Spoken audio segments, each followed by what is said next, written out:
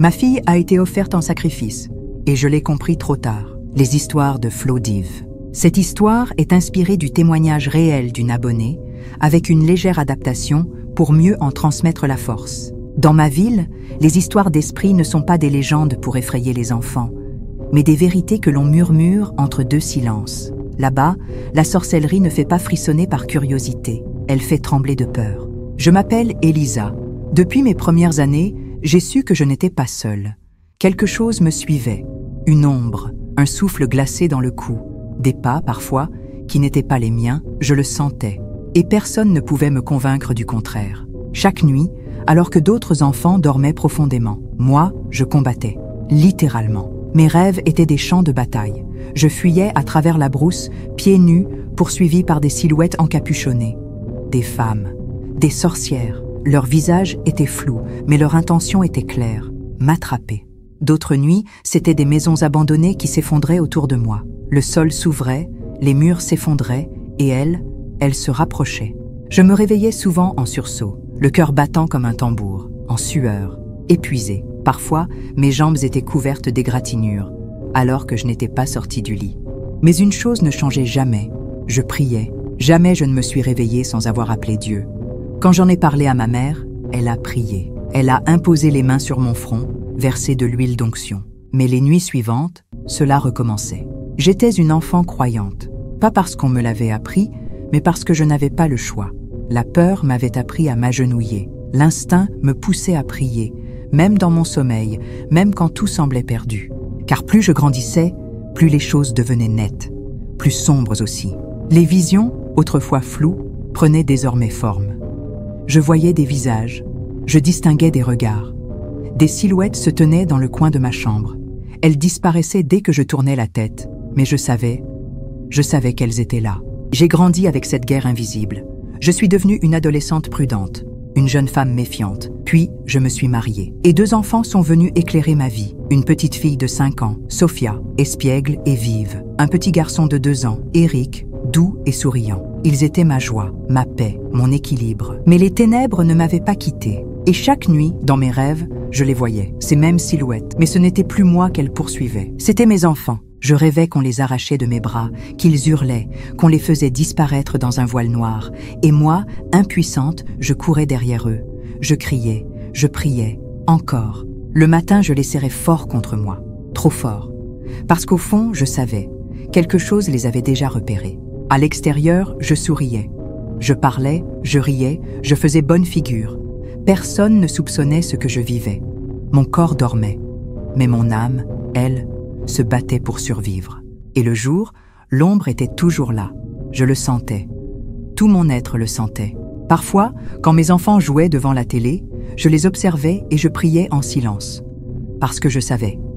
Quelqu'un d'autre les regardait aussi. Ce n'était plus seulement des courses-poursuites dans l'obscurité. C'étaient des combats. Au début de mon mariage, j'étais souvent seule. Mon mari n'était pas trop présent. Puis, un jour, sans prévenir, il est rentré m'annonçant qu'il prendrait une nouvelle femme. « C'est une décision de la famille », m'a-t-il dit. Une phrase courte, sèche, sans appel. Je n'ai pas crié, je n'ai pas pleuré. J'ai juste souri en silence. Mais à l'intérieur, quelque chose s'est brisé. Elle s'appelait Bertha. Elle était belle, jeune, douce, en apparence. Mon mari partageait désormais son temps entre nos 2 maisons. Et moi, je partageais désormais mes nuits avec l'invisible et mes jours avec un masque. Les premiers mois, elle se montra polie. Elle posait beaucoup de questions sur mes enfants. Elle me regardait longuement, sans jamais vraiment sourire. Depuis son arrivée, dans chacun de mes rêves, ma coépouse était là, entourée de femmes, vêtues de noir. Un cercle de sorcières. Elle me faisait face.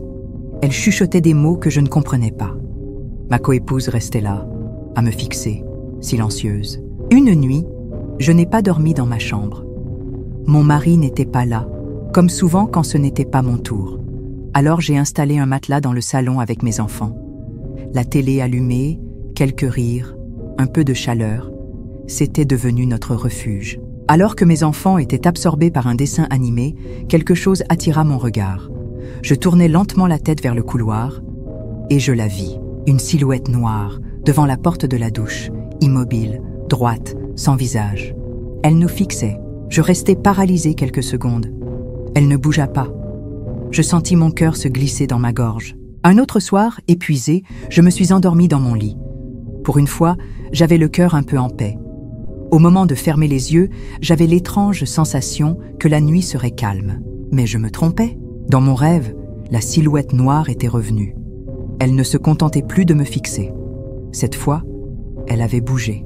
Elle avançait vers moi, ses bras longs comme des branches mortes. Je ne pouvais pas bouger. Elle s'est penchée sur moi. Son visage, il n'y en avait pas. Juste une masse d'ombre qui vibrait et un souffle. Puis, sans prévenir, elle m'a frappé. Un coup, 2 coups, 3 coups. Je hurlais dans mon rêve, mais elle ne s'arrêtait pas. Quand j'ai ouvert les yeux, j'étais toujours allongée dans mon lit. Sauf que cette fois, la douleur était bien réelle. Mon dos me lançait. Mes bras étaient lourds. Chaque muscle de mon corps me faisait mal, comme si j'avais été rouée de coups. J'étais incapable de me lever. J'ai passé la semaine au lit, incapable de marcher sans trembler. Le moindre effort me donnait des vertiges. Les médecins parlaient de fatigue ou de tension nerveuse, mais moi, je savais. Ce n'était ni un virus, ni une chute. Et ça ne s'arrêtait pas. Puis, un matin, ma fille, ma petite lumière de 5 ans, s'approcha de moi d'un pas hésitant. Elle venait à peine de se réveiller. « Maman, j'ai rêvé que quelqu'un voulait me faire du mal. » Ma respiration s'arrêta. Elle ajouta, d'une voix basse, presque comme un secret, « Et notre poupée, elle est devenue méchante. » Je me suis figée. Ce n'était pas un simple cauchemar d'enfant. Je le savais. Je l'avais vu trop souvent dans mes propres rêves. Les objets qui prennent vie dans l'obscurité.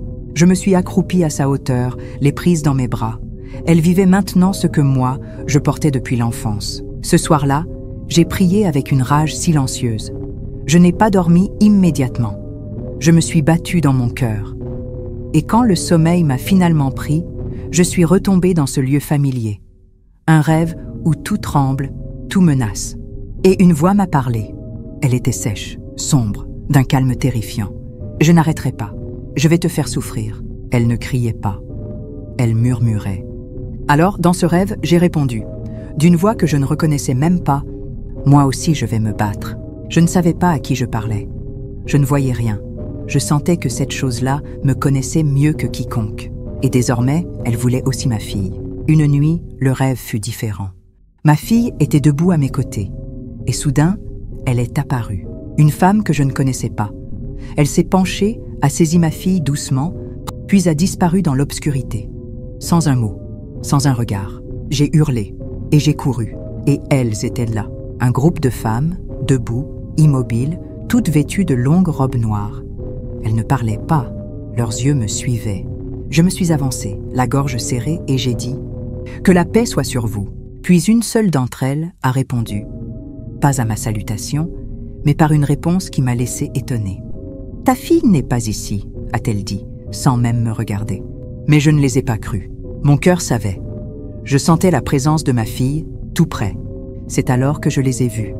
Des trous, grands, profonds, alignés dans la terre, comme des puits. Chacun d'eux brillait d'une lueur rougeâtre, comme si quelque chose y brûlait lentement, en silence. Je me suis approchée. Une voix me soufflait de fuir, mais une autre, plus forte, me poussait à continuer. J'ai tendu la main dans l'un de ces trous. Le contact était glacial, comme si je plongeais dans un puits sans fond. Et soudain, mes doigts ont touché quelque chose de doux. Un tissu, une chaleur familière. J'ai tiré. C'était elle, ma fille. Elle ne pleurait pas, elle ne parlait pas. Elle me regardait simplement, les yeux grands ouverts. Je l'ai serrée contre moi. Et à ce moment-là, je me suis réveillée tout en sueur. 3 jours plus tard, la maison semblait calme. Les enfants dormaient. Sans prévenir, je l'ai vue. Là, à ma droite, une silhouette noire, immobile, un homme, bien vivant. Il ne faisait aucun bruit. Il ne bougeait pas. Il se contentait d'être là, debout à côté de moi, comme s'il avait toujours été là. Je n'ai pas eu le réflexe de crier. Je l'ai regardé. J'ai juste levé les yeux vers le plafond et dans un souffle brisé, j'ai murmuré « Seigneur, qu'est-ce que c'est que ça ?» Et au moment même où j'ai terminé cette phrase, il avait disparu. Pas un bruit, pas un souffle. Quelques jours plus tard, des cris ont déchiré le silence. Ce n'était pas la première fois. Ma fille et ma domestique appelée Rachel avaient souvent des jeux trop bruyants, trop agités. Je les avais avertis 1000 fois. Alors au début, je n'ai pas bougé. Je me suis dit que ce n'était qu'une nouvelle dispute, des cris d'enfants, rien de grave.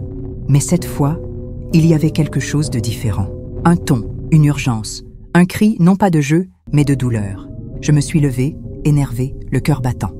J'arrive au salon à la volée. Et là, j'ai vu l'impensable. Rachel se tenait au milieu de la pièce, les bras tendus, et dans ses bras, ma fille. Ma fille était en feu. Oui, en feu.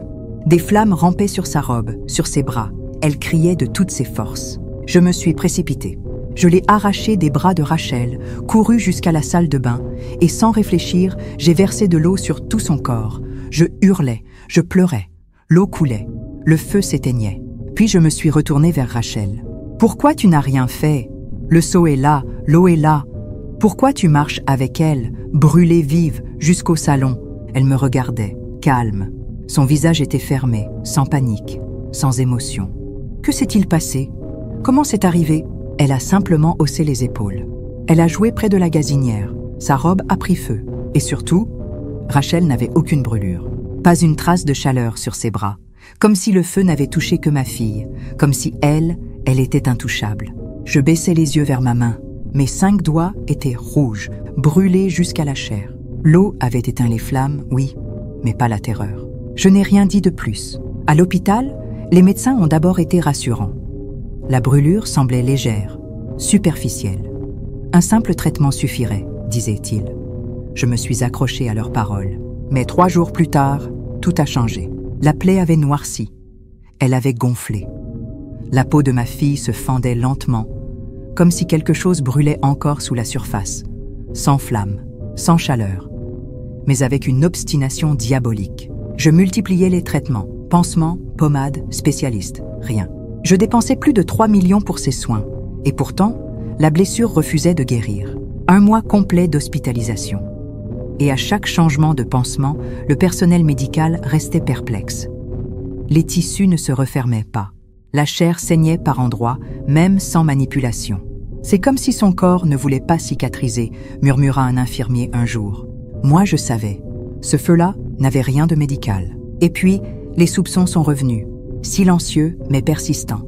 Des jours passèrent et les médecins nous ont finalement permis de rentrer chez nous. De retour à la maison, ma domestique, Rachel, toujours présente, toujours disponible. Un soir, alors qu'elle me pensait endormie, je l'ai entendue dans la cuisine. Sa voix basse, étouffée, comme un chuchotement dirigé vers quelqu'un ou quelque chose. Mais nous étions seuls dans la maison. Je me suis levée brusquement, sans faire de bruit, et je l'ai surprise au milieu de la pièce, figée, les yeux écarquillés. Elle a sursauté en me voyant. « Tu parles à qui ?» ai-je lancé.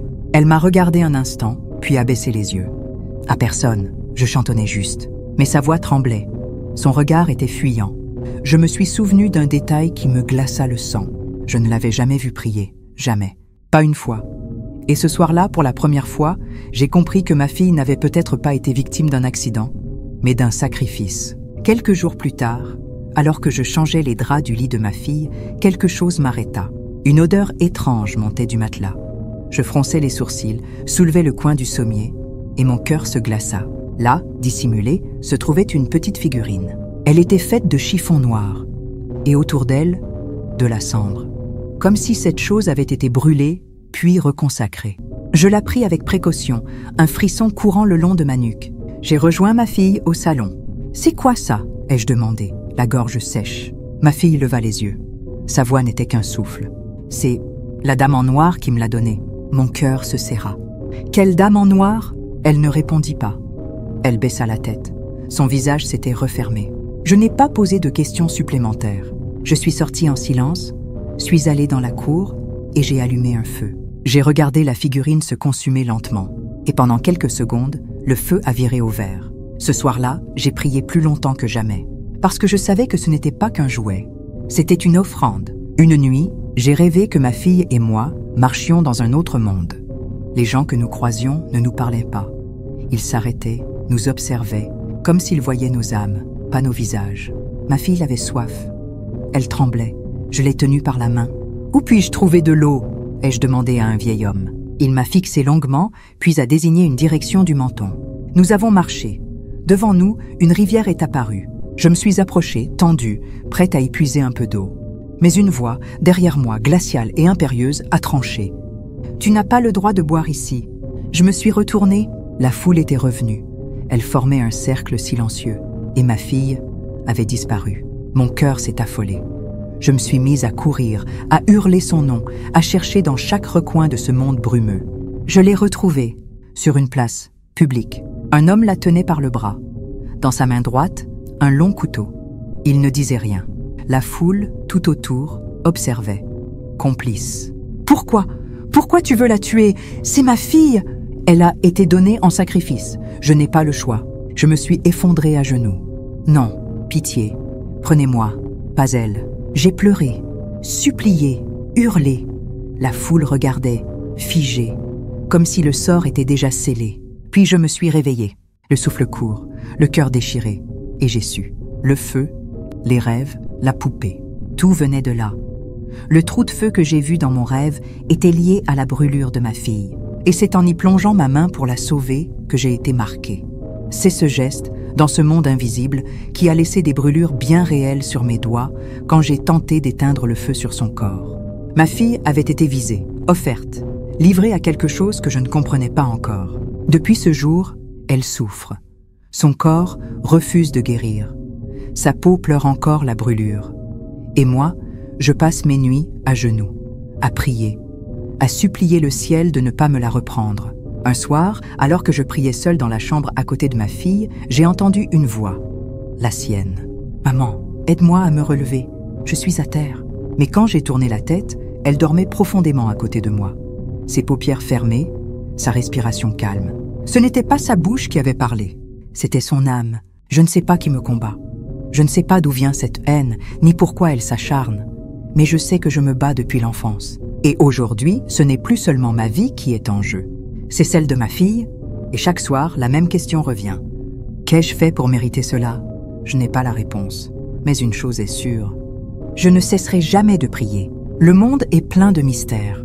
Il existe des combats que personne ne voit, des douleurs que même les sourires les plus larges ne peuvent cacher. Ce témoignage nous rappelle que le mal peut frapper en silence, parfois depuis l'enfance, parfois à travers ceux que l'on croyait proches.